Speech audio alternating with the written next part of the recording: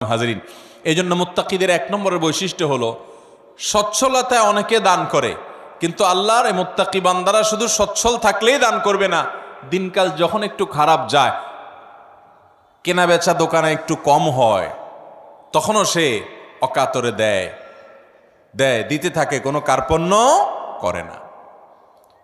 তাহলে এই বৈশিষ্ট্যটা আমাদের, যার মধ্যে যতটুকু ঘাটতি আছে, এই মাহফিল থেকে, মজলিস থেকে আসুন মনে মনে নিয়ত করে নেই যে ইনশা আল্লাহ এখন থেকে আল্লাহ তাআলা আমাকে যতটুকু তৌফিক দিবেন ওখান থেকে আমি কিছু আল্লাহর রাস্তায় দান করব, আল্লাহকে খুশি করবার জন্য দিব।